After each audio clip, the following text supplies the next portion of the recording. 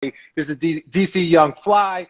We saying what's up. Explain to me how you got the nickname DC Young Fly. Man, DC stands for an organization called The Crew. You dig what I'm saying? My Yeah. big brother R.P. Richard, it's a brotherhood that we formed together when we was in high school. My name Fly. So it's really when y'all say DC Young Fly, you saying The Crew Young Fly. Okay. You dig what I'm saying? So shout out to The Crew. Hey, you did. That's how I crew. Look, were you always the funny one? How did you get into comedy? Look, we know your energy is infectious. You know that like the minute you walk into the room, people are like, oh, here we go. See, it all started like on Vine. My boy Fat and Paid, my boy Moneybag Mafia, US 2500. We was all had our own little team back then, and we was on Vine. And once Vine was like shutting down, we switched over to Instagram, and then we just took over Instagram, and Instagram just kept growing. And then Instagram came wilding out, then Almost Christmas, and then other TV shows, and then here we are today. But you know what? But this is why I respect it. It was like, dog, y'all were huge on Vine. You were huge on Vine, and all of a sudden Vine moved. So you got to pivot. Success is not always a straight line. You can't sit here. Go ahead. But you know what it was? It took our imagination from 6 seconds to 15. Yeah. So now we got 9 extra seconds to even create from the 6 seconds. We were more so like, thank you. You get what I'm saying? So we were like, bet. So we took it from the 6 seconds and went to Vine. And then once we just took over Vine, and Vine went from 15 seconds to 30 seconds. And then we got a whole minute. Then it was like, all right, we working with something. Yeah, you're working with something. But again, like that's what I respect. It was like, yo, Vine disappeared. People, 10-year-olds might not, 15-year-olds that love you might not even know about Vine, right? Because Vine ain't been around. They don't even know about Vine. But what you did is you used that to do this, to keep growing, to keep moving. Sir. And man, that's a plot. What was the transition like from doing like Instagram and doing Vines to then doing stand-up? At first the whole comedy transition was, different from me. You feel me? Mm-hmm. It's really my calling. You know what I'm saying? Mm-hmm. God directed me down this path, so I'm just being guided. You know what I'm saying? From my heavenly Father. You dig what I'm saying? So it was like once I took His guidance and started understanding that, once I started doing comedy, it started opening up more doors. You feel what I'm saying? So then it opened up to stand up, and this is the transition. From Instagram, you got your phone, right? You got your phone, and it's just you. It really just me and you on this interview, and everybody just me and you talking. Yeah, everybody just talking, but everybody just tuned in. They tuned in because of you, not because of me. They tuned in because Sports Center go crazy. They turned into Sports Center. They turned into Sports Center. When I had to transition from let me perfect what I do on the phone and go on to the stage, because these jokes on the phone and the jokes that's on the stage is totally different. You can't even really say stand-up jokes on the phone because you need a crowd. Yeah, you see what I'm saying? That so energy. It's like, how can I perfect my craft and still continue to walk in my purpose? So every door, man, man, God opened the doors for me, and I'm just walking through them. So, and whatever I got to do to conquer the goal, that's what I'm going to do. And that's all. So, but like you talked about the difference between being on a phone, the difference between telling jokes in person, even crowds, being in a different crowd. When you and I don't know these people. It's like I don't know y'all. Like I'm coming. They in know like, you. I don't they know you. They know you. And I gotta come in and make y'all laugh. But see, that's the thing, because even from the Instagram comedians, and we had to transition to stand up, we had a little bit more pressure. Because now we coming in with all this popularity, and not only are we here to make people laugh, but they like, you better make me laugh. So it's like, damn, you ain't even give me a chance to work on it. Yeah, you like, I got a 2-drink minimum. Right, I gotta work on this. You feel what I'm saying? But the goal, you feel what I'm saying? The courage to continue to just fight and understand what does it take to become a stand-up comedian. Like, I respect all the OGs, everybody, people who even don't have a name. If you're a comedian, I respect you, because first of all, it takes some big kahunas to get on that stage and make people who you don't know laugh. You feel what I'm saying? Everybody really think it's easy. That's not. That's not an easy job. And we're comedians, we emotional. Sometimes the days we don't even feel like going up, and sometimes like we be having our own problem, but we have to put all that to the side. You can get a phone. Y'all laugh. You could get a phone call, and that's the same thing with sports. You can get a phone call, and it could be a phone call you do not want to have 30 minutes before you going on stage. And you was like, I still got to go to work, because at the end of the day, comedy is work. Sports is work. All of this stuff is real, and that's what I respect. So like when you start to switch and you started to go from Instagram and you start to do stand up comedy, who was it, right? That like you're like, I respect this person. I look at his craft. I like how he did this. Who was somebody that you're like, not that you're following, but somebody that you're like, okay, I see what he did there. You know what? I like to pay attention to everybody. You know what I'm saying? Like everybody from Mike Epps to Carlos Miller. To me, going on the road with Carlos Miller, that's if nobody knows the Sports Center, we got a podcast called 85 South Show. Me, Carlos Miller, and Chico Bean. He was a top comedian for me before I even came in the game. Like I was watching him. You know what I'm saying? So it's like Carlos Miller, Mike Epps, Kevin Hart, Cat Williams, Steve Harvey, Bernie Mac, my favorite. You got to respect the OGs. Richard Pryor, Red Fox, like I'm watching these people, like, you know what I'm saying? Like my one of my favorites, he got named Sidney. He go bananas on stage. Like his comedic timing is like incredible. So it's like David Chappelle, his pin game. It's like I'm watching all these people, different aspects of the game, and how can I learn to be a better me? And then, but also when you go on the stage, you only become a better you by going on stage. You don't know until you. That's just like going to play basketball. You can go and practice the windmill dunk all day until somebody get down there in the post, like, well, who you about to dunk on, man? You feel me? Like, it's a difference.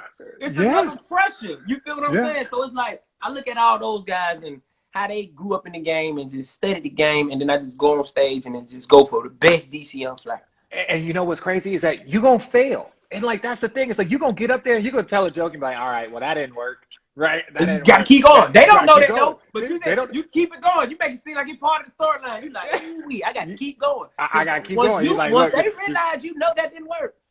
All right. Tell me, you get up on stage and the first 90 seconds of your 5 minutes was just like they was looking at you like, okay, no. But you know what? That come with timing. That and experience. Experience, and you knowing that your first joke should go on there and hit them on out the door. You know what I'm saying? Like those once like improv skills come within the jokes and the creativity from your fans. Like that's why I like fans to come when they come to my shows. First of all, I'm coming as a performer, ready to perform. Not on no, oh boy, watch what I do. No, I'm not. I'm going to give you the best show that I can give you. You dig what I'm saying? And I want you to be the best receiving talent on that end. So now we can create together. So when the next time you see me, I can give you a better show and a better show. Because that's the thing with comedians. When we on the stage and we have a crowd that really rock with us, we create so much that it's like we feel like we got at least 5-10 days worth of material because they was laughing at everything. So now it make us go home, recreate, structure everything y'all laughed at. So now when you come back, everything y'all laughed at, I done made it 10 times better. But like, have you gone to like another level of like someone like showing you how to write, someone showing you like, here, this is like a joke structure, or just learning some of the craft? Because it's like, look, basketball is basketball. It's movement, you're athletic. But when you start to learn the craft and the ins and out, did that help? When it comes with jokes, can't nobody really tell you how to write a joke. Because first off, jokes come from real stories. You know what I'm saying? Like real life experience. I can't write you a real life experience. I can only say like, oh, that's funny as hell. You feel what I'm saying? Or a setup. Somebody can show you how to write a setup where you can set up your story and then you just tell people your story. When I get with comedians, other comedians, and we critique each other on, you know what I'm saying, our stuff, and just make sure that we punch it up, because at the end of the day, we fans. So if I'm watching my homeboy and I'm sitting on the stage, I'm like, ooh, it would have been crazy if you would have said this. You see what I'm saying? So it's like, as soon as he come off stage, I'm like, boy, look, you should have said this. I'm telling you, they're going to go crazy. Look, when you go on the floor, it's support. Spin around. You feel what I'm saying? So it's like, support. I want to see you entertained. It's not no, like, I want to see that. You feel what I'm saying? So it's like, we help each other, structure each other up, and then more so, like I said, somebody can't really tell you how to say the joke until you get into the form of telling the joke. And then now you on stage and you got them with it. Now this the perfect time to try a joke. Yeah, especially when you got when the crowd when you right, got because momentum is on your side. You see what I'm saying? it just listen. He catching fire in basketball. I never took I don't say improv class, but I take acting classes where it's basically improv because when you go into the acting classes, they give you scenarios and you have to come off the top of your head. Right. Basically, it's improv / acting because they teaching you how to act, but you have to take your best duty, you know what I'm saying, your best intellect skills and try to come up with you have to improvise. So when he say, all right, you in the classroom, you crying and it ain't no more hamburgers. This is what we doing today. This is what we doing today. Yeah. So it's like going to take like acting classes definitely help. Okay, man. Yeah. And that's the thing, man. Like there's so many people with raw natural talent, but it's the same thing. Writing out your craft. Do you like the class, all the comedians, they say, look, keep a notepad by your bed. Keep a notepad in the car. When a thought comes in your head, right, you got to write it down because it'll be gone. Do you do that? I got a gazillion thoughts where I just come back to them. Even when I go reread them, I'm like, the hell was I thinking about? Like what the hell was that? Like, oh my goodness, I can't believe that. But it's like a comedian, when you have a creative mind, we find everything funny. Yeah. So if we out, it's something in our brain. I don't know what it is. Something happened and we just be like, do you have that moment where you're like, okay, that's funny, but we can't say that. I can't. I mean, say you know what it is? I have to be around people who's on the same goofy level as me that understand that how I joke. I don't joke to intentionally hurt people's feelings. Like they know I'm just funny. Cool. You see what I'm saying? So it's like funny. when I'm around those type of individuals, we would laugh. But if I know if I'm around somebody that I know that won't probably take it the right way, I try to hold it in like. You're like, oh. Who is your favorite comedian of all time? I'm gonna hit you with some rapid fire before I let you get here. Right now, favorite comedian of all time, Bernie Mac. If I could talk to anybody, if I could sit down, and I done had sit downs with Kevin Hart, Cat Williams, Mike F, D-Ray. You know what I'm saying? I done had them, and I take all their energy and everything they say in wisdom, and I swear on everything I use it. But it's one person that I just feel like that would just tell me to do me, don't listen to nobody. That was Bernie. It's Bernie Mac. I could sit here and I would listen to Bernie Mac talk all day. Who was you starstruck? Tell me somebody you were starstruck. I ain't even gonna lie. It ain't even no comedian. Who was she? What was her name? I was starstruck when I seen AI. Oh, AI?